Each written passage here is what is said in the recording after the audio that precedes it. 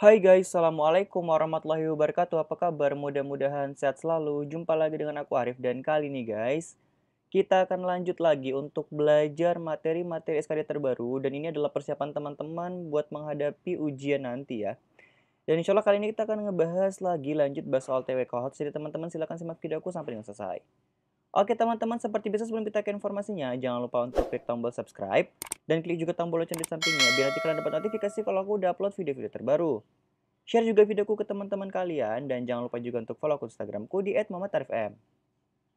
Sebelum kita lanjut, buat teman-teman semua, aku pengen rekomendasikan buku yang nantinya akan dapat free mentoring dengan mentor profesional dan kalian yang udah beli buku bakal di-invite di grup khusus untuk belajar bareng yang mana nanti kalian bakal dibimbing langsung oleh mentor profesional. Sekarang kalian order aja, aku udah cantumkan linknya di bawah.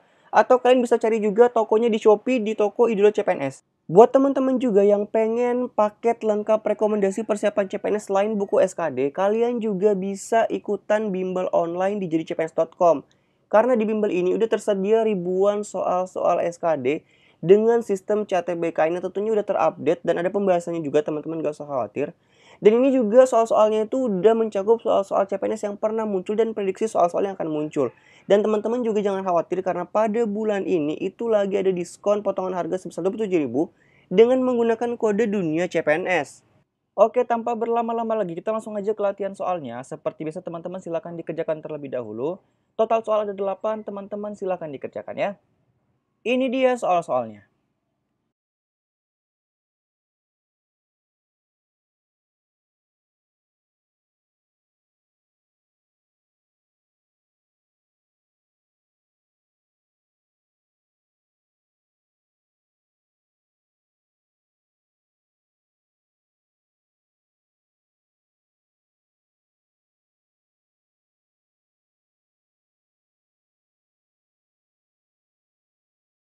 Oke, itu dia 8 soalnya. Sekarang kita langsung aja ke jawaban dan pembahasan. Teman-teman jangan lupa ya, nanti kalian silakan komen kalian benar berapa.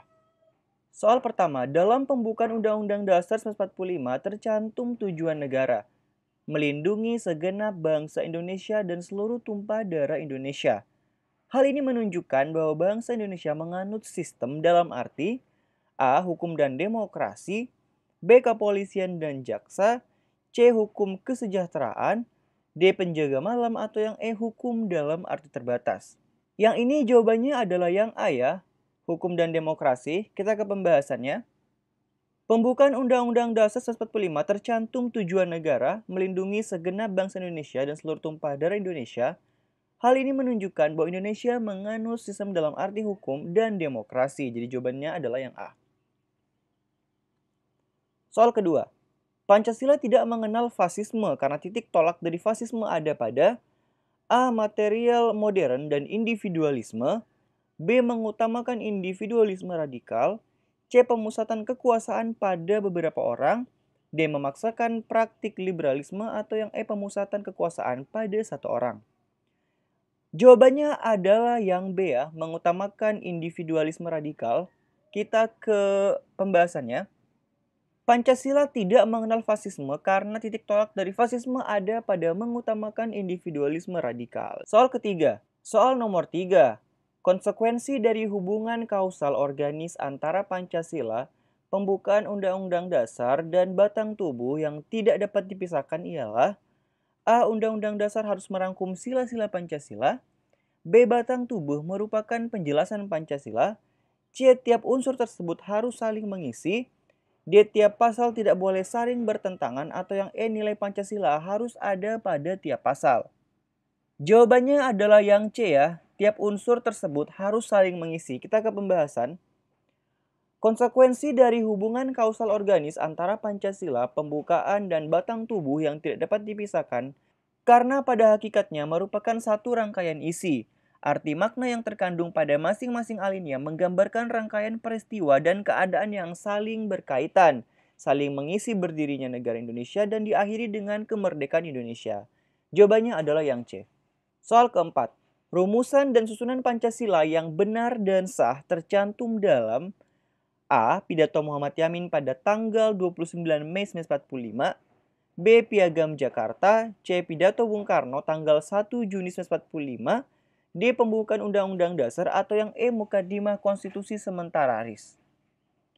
Jawabannya adalah yang D ya. Rumusan dan susunan Pancasila yang benar dan sah tercantum dalam Pembukaan Undang-Undang Dasar 1945 yang telah disahkan oleh PPKI pada tanggal 18 Agustus 1945.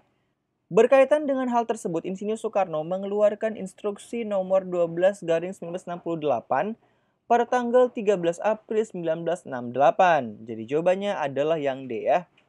Selain rekomendasi buku buat teman-teman sekarang yang lagi nyari nih paket-paket tryout yang sudah sesuai dengan CATBKN, aku juga bisa rekomendasikan teman-teman untuk daftar di sini jadi cpns.com.